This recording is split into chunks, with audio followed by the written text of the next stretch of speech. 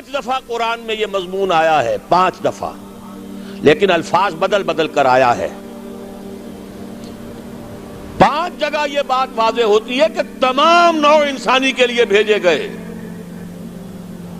واحد رسول اللہ کے، جیسے واحد رسول اللہ کے وہ ہیں جنہوں نے دین حق کو بالفعل غالب کیا، فرد واحد سے دعوت کا آغاز کیا۔ پہلے دن 4 ایمان لائے، زوجہ محترمہ خدیجہ الکبریٰ رضی اللہ تعالی عنہا، یار غار ابو بکر صدیق رضی اللہ تعالی عنہ، چچازاد بھائی جو زیر تربیت ہیں، زیر پرورش ہیں، حضرت علی رضی اللہ تعالی عنہ، غلام جنہیں آزاد کر کے بیٹا بنایا ہوا ہے، زید ابن حارثہ، زید ابن محمد کہلاتے ہیں۔ 1 جمع 4 5 ہوئے، 10 برس میں بمشکل 125 ہوئے،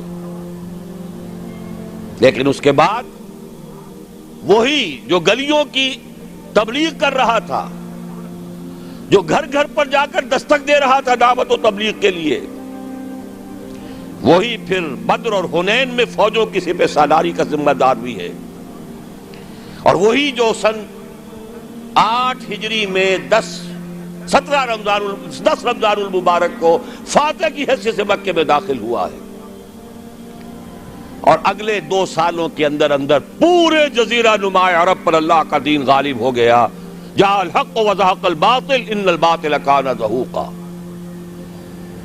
اذا جاء نصر الله والفتح ورأيت الناس يدخلون في دين الله افواجا۔ اللہ کا دین کا غلبہ یہ ہے، اس کی کوئی اور مثال نہیں ہے سوائے محمد الرسول اللہ کے۔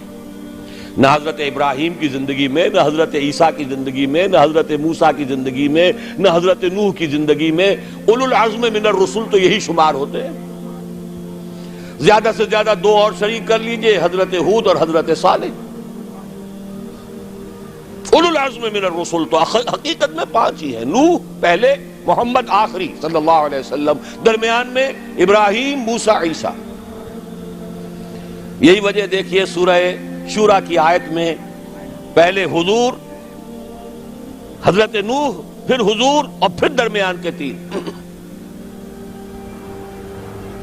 شرع لکم من الدین ما وصی بہ نوحا اول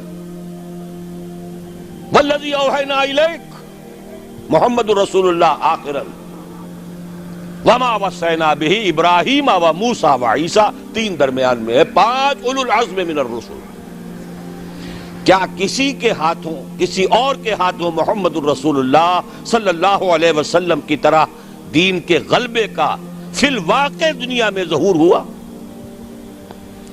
اسی طرح نوٹ کیجئے، کوئی رسول نہیں جو پوری نوع انسانی کے لیے بھیجا گیا ہو۔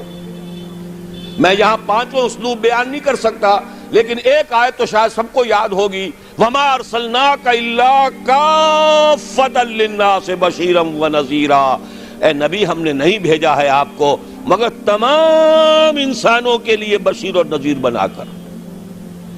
وَمَا أَرْسَلْنَاكَ إِلَّا رَحْمَةً لِلْعَالَمِينَ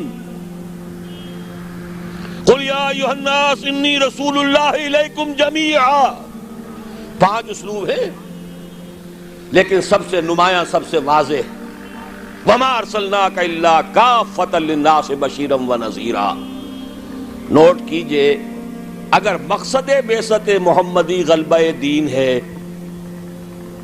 اور بھیجا گیا محمد کو پورے عالم انسانیت کے لیے، ان دونوں کا منطقی نتیجہ کیا نکلے گا؟ کیسے ممکن ہے کہ حضور کا مقصد بعثت پایہ تکمیل کو نہ پہنچے اور قیامت آ جائے، دنیا ختم ہو جائے؟ ناممکن۔ دنیا کے خاتمے سے پہلے وہ وقت آ کر رہے گا جب کل کرۂ ارضی پر اللہ کا دین اسی طرح غالب ہو جائے جیسے کہ محمد عربی صلی اللہ علیہ وسلم کے دست مبارک سے جزیرہ نما عرب میں غالب ہوا۔ اگر نہیں ہوتا تو تکمیل نہیں ہوئی۔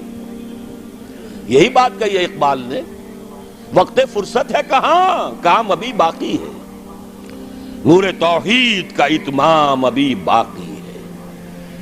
جزیرہ نما عرب تو جگمگا اٹھا نور توحید سے، جیسا کہ بعد میں عرض کروں گا۔ پھر اصحاب ثلاثہ خلفائے ثلاثہ کے عہد خلافت میں کہاں سے کہاں کا علاقہ جو ہے وہ منور ہو گیا، بقعہ نور بن گیا توحید سے، لیکن پوری دنیا تو نہیں ہوئی نا۔ ابھی تو چین بھی تھا، ہندوستان بھی تھا، ابھی تو پورا یورپ بھی تھا، پورا افریقہ بھی تھا، سوائے شمالی افریقہ کے اور کہاں دین پہنچا تھا؟ جب تک کہ کل روئے ارضی پر اللہ کا دین غالب نہیں ہوتا، حضور کا مقصد بعثت نامکمل ہے، وقت فرصت ہے کہاں، کام ابھی باقی ہے، نور توحید کا اتمام ابھی باقی۔ البتہ اتمام کے دو مفہوم سمجھ لیجئے، ایک ہے کسی شے کا کسی ایک بلندی تک پہنچ جانا، ایک ہے کتنی اس کی وسعت کتنی ہے۔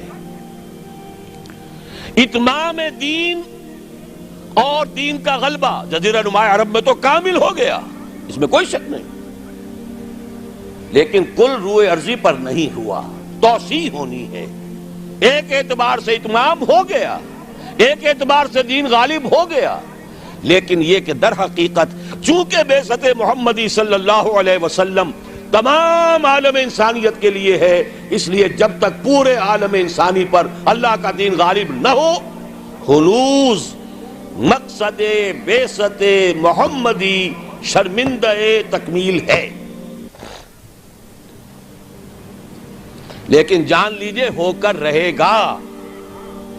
اب اس کی جو خبریں دی ہیں، سب سے پہلے تو جیسا کہ ان آیات کے حوالے سے میں نے عرض کیا تھا، دو آیتیں میں نے اس وقت تک بیان کی ہیں، دو اگلی آیات ذرا سرسری طور پر سمجھ لیجئے ورنہ وقت بہت زیادہ لگ جائے گا۔ اے مسلمانوں، یہ تو ہمارا فیصلہ ہے، ہم اپنے دین کا اتمام کریں گے، ہم نے اپنے نبی کو بھیجا ہی دین کے غلبے کے لیے، غلبہ دین ہوگا، لیکن تمہارے ایمان کا کچھ تقاضا ہے۔ اگر تم چاہتے ہو آخرت کے عذاب سے بچنا، اگر تم چاہتے ہو جنت کا داخلہ، تو تمہیں ایک کاروبار کرنا پڑے گا۔ یا ایھا الذین آمنوا هل ادلکم علی تجارۃ تنجیکم من عذاب علیم تؤمنون باللہ ورسولہ وتجاہدون فی سبیل اللہ باموالکم وانفسکم۔ ایمان رکھو جیسا کہ ایمان کا حق ہے، اور جہاد کرو اللہ کی راہ میں، کھپا دو اس میں اپنی جانیں بھی اور اپنے مال بھی۔ یہ تقاضا ہے اہل ایمان سے۔ مشیت ازدی ہے، بعثت مقصد محمدی اپنی جگہ ہے صلی اللہ علیہ وسلم، لیکن جانیں کھپائیں صحابہ نے، سختیاں جھیلی صحابہ نے، قربانیاں دی حضور نے بھی اور صحابہ نے بھی۔ محمد الرسول اللہ والذین معہ، یہ الفاظ کہاں آئے ہیں؟ سورہ فتح کی اس آیت کے بعد، هو الذی ارسل رسولہ بالہدی ودین الحق لیظہرہ علی الدین کلہ وکفی باللہ شہیدا محمد الرسول اللہ والذین معہ اشداء علی الکفار رحماء بینہم الی آخر الآیہ۔ البتہ اس کے بعد فرمایا مسلمانوں، چونکہ یہ سورت نازل ہوئی ہے غزوہ احزاب کے بعد،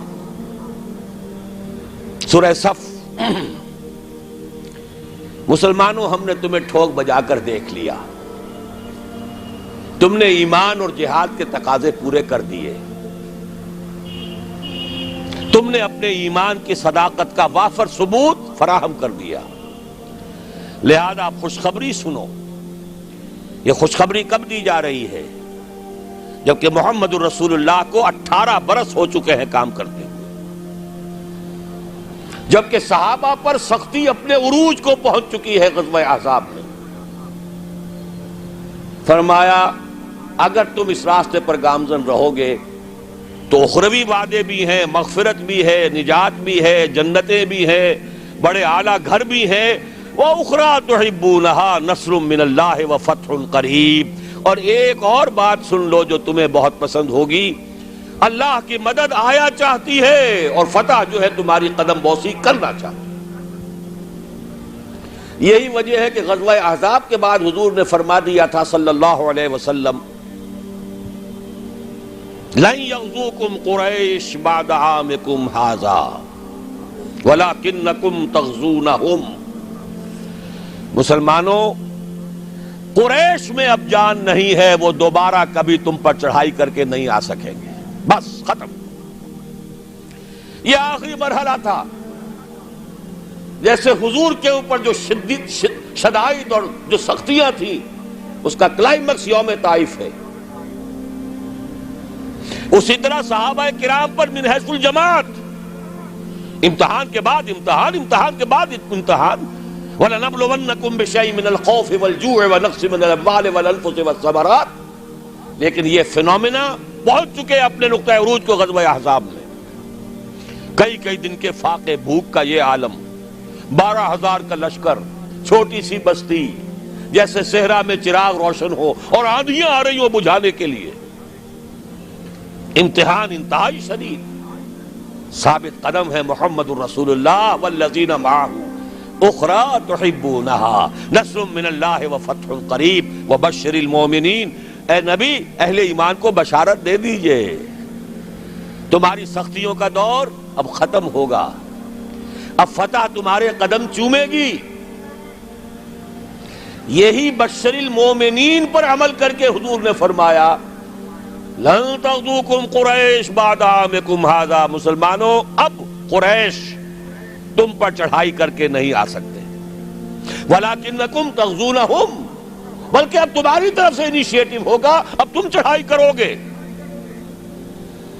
اب یہی مضمون ہے جو سورہ نور کی اس آیت میں ہے، قاری صاحب سے بھی آپ نے سن لی، چونکہ سورہ نور بھی غزوہ احزاب کے بعد نازل ہوئی ہے۔ سن 5 ہجری میں غزوہ احزاب، سن 5 ہجری میں سورہ احزاب کا نزول، سن 5 کے آخر میں یا 6 کے شروع میں سورہ نور کا نزول ہے۔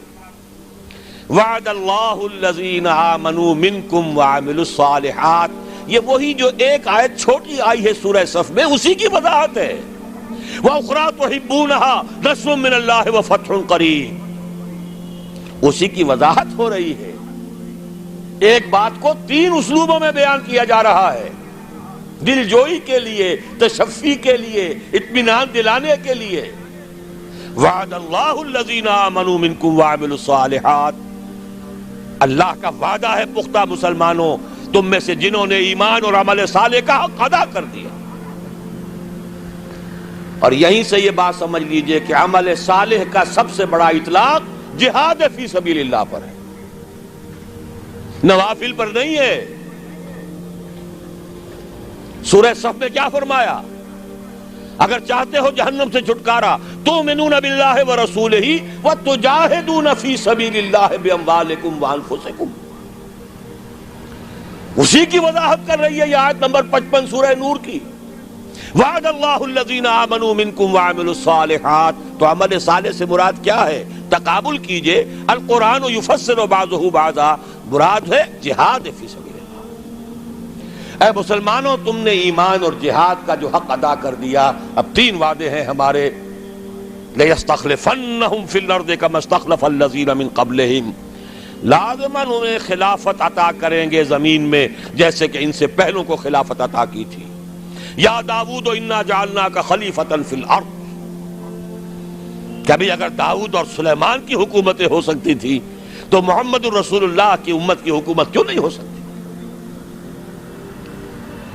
لَيَسْتَخْلِفَنَّهُمْ فِي الْأَرْضِ كَمَا اسْتَخْلَفَ الَّذِينَ مِنْ قَبْلِهِمْ وَلَيُمَكِّنَنَّ لَهُمْ دِينَهُمُ الَّذِي ارْتَضَىٰ لَهُمْ، اور جو دین کے اللہ نے تمہارے لیے پسند کر لیا ہے، اب اس کو تمکن عطا کرے گا، غلبہ عطا کرے گا۔ یہ دین غالب رہنے کے لیے آیا ہے، مغلوب رہنے کے لیے نہیں۔ الحق یعلو ولا یعلی علیہ، حق کو حق پہنچتا ہے کہ سر بلند ہو، نہ یہ کہ پامال کر دیا جائے۔ تیسرا وعدہ وَلَيُبَدِّلَنَّهُمْ مِنْ بَعْدِ خَوْفِهِمْ أَمْنًا، اب تک تو تم پر خوف کی کیفیت طاری تھی، پھر نہ قریش چڑھ کے آ جائیں، غطفان نہ آ جائیں۔ حدیثوں میں، سیرت میں آپ نے پڑھا ہوگا، رات رات بھر پہرے رہتے تھے، ذرا شور ہوتا تھا منافقین جو ہے لے اٹھتے تھے، پھر حملہ ہو رہا ہے بھائی، پھر حملہ ہو رہا ہے، ہر وقت ایک خوف کی کیفیت۔ لیکن اے مسلمانوں اب وہ خوف کی حالت بدل جائے گا، تمہیں امن حاصل ہو جائے گا۔ چیزیں تین بیان کی ایک ہی ہے۔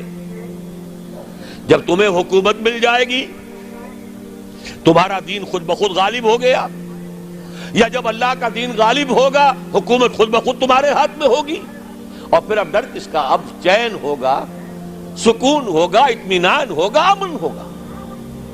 یعبدوننی، اور پھر وہ میری بندگی کریں گے جیسے کہ بندگی کا حق ہے۔